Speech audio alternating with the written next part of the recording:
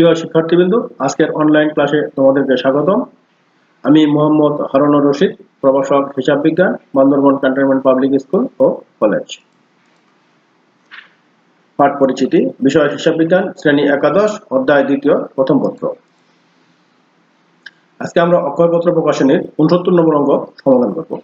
আরুন ট্রেডার্সের হিসাব বই হতে 2019 সালের জুন মাসে নিম্নোক্ত লেনদেন সমূহ সম্পন্ন হয়েছে। 2019 জুন 1 নগদ তহবিল 700 টাকা। জুন 2 মণিহারি ক্রয় 20 টাকা, টেলিফোন খরচ 20 টাকা। জুন 5 প্যাকিং সামগ্রী ক্রয় 25 টাকা এবং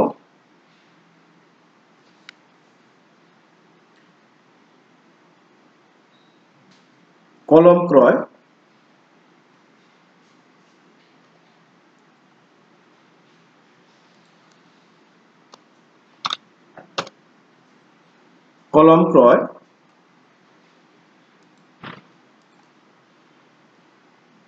টাকা।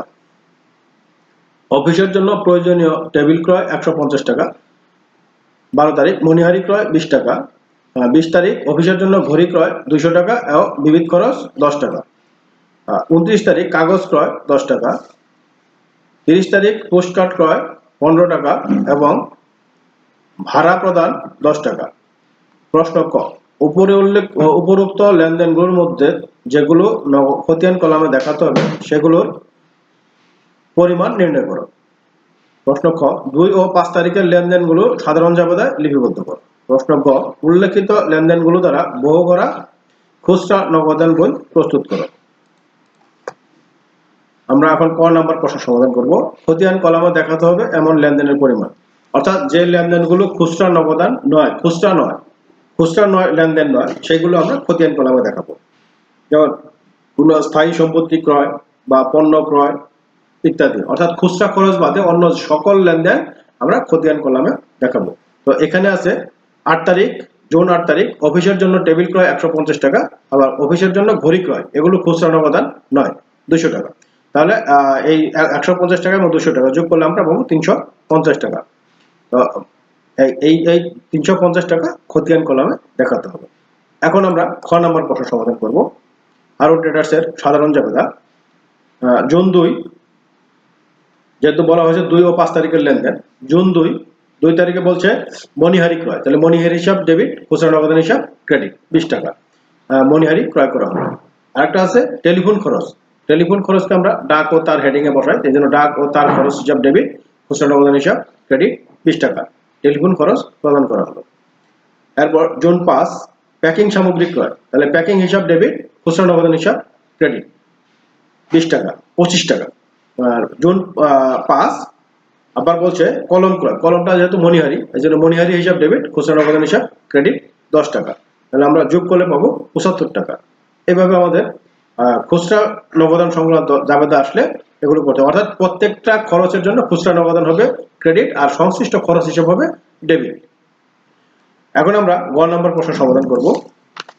গ নাম্বার প্রশ্নে বলা হয়েছে যে উল্লেখিত লেনদেনগুলো দ্বারা একটা বিশ্লেষণাত্মক বহ করা খুচরা নগদান বই তৈরি করা। তাহলে আমরা প্রথমে ডেবিট লিখবো এবং ক্রেডিট দিই, আর এটার ছকটা হবে প্রাপ্তি, তারিখ, বিবরণ, ভাউচার, প্রদত্ত টাকা আর খুচরা খরচের বিশ্লেষণ।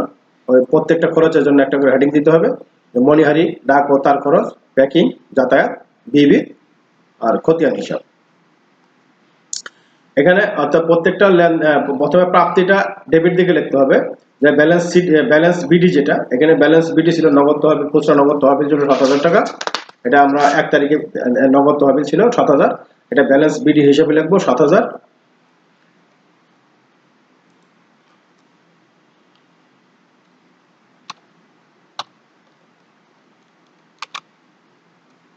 আমরা ব্যালেন্স বিডি দেখাবো 7000 টাকা।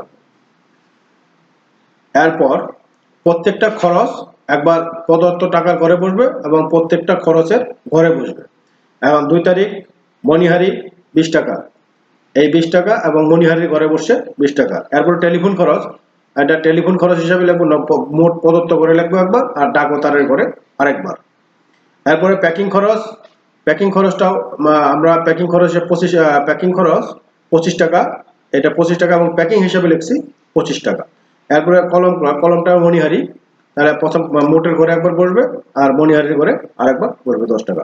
অফিসের জন্য টেবিল ক্রয়, এটা আমরা খতিয়ান হিসেবে দেব। অফিসের জন্য টেবিল ক্রয়, টেবিল মানে আসবাবপত্র হিসাব 150 টাকা, আর এটা খতিয়ান হিসেবে যাবে 150 টাকা। এরপর 12 তারিখ মনিহারি ক্রয় 20 টাকা। মনিহারি ক্রয় প্রথমে মোট ঘরে বসবে আর মনিহারি ঘরে বসবে। এরপর অফিসের জন্য ঘড়ি ক্রয়, তাহলে ঘড়িটা মোট টাকার ঘরে একবার বসবে, আবার বিবিধের ঘরে একবার বসবে। এরপরে 20 তারিখ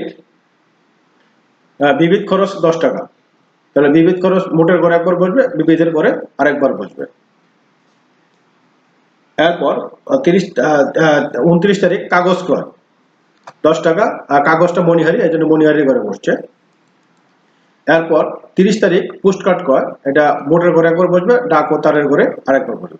এরপর যাতায়াত খরচ 10 টাকা, এটা মোটের ঘরে একবার বসবে আর যাতায়াতের ঘরে একবার বসবে। এবার আমরা প্রত্যেকটা খরচের যোগফল বের করব। মনিহারি আছে 60 টাকা, সবগুলো যোগ করলে ডাক ও তার 35 টাকা, প্যাকিং খরচ 25 টাকা, যাতায়াত খরচ 10 টাকা, বিবিধ খরচ 10 টাকা, আর খতিয়ান হিসাবে 350 টাকা।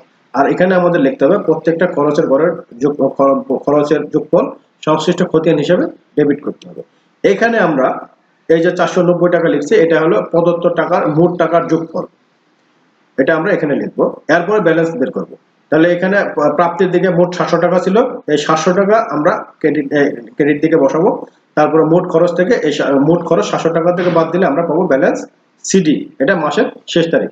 এই ব্যালেন্স সিডিটা পরবর্তী মাসে হয়ে যাবে ব্যালেন্স বিডি, অর্থাৎ জুন মাস ছিল, জুন মাসের পরে জুলাই মাসের 1 তারিখে ব্যালেন্স বিডি 210 টাকা। এভাবে আমাদের সাধারণ খুচরা নগদান করতে হবে। তো তোমাদের বাড়ির কাজ থাকবে, তোমরা তোমাদের পাঠ্য বইয়ের 71 নম্বর তোমরা বাসায় বসে সমাধান করবে। তো মোটামুটি আশা করছি আজকের আলোচনা তোমরা বুঝতে পারছো।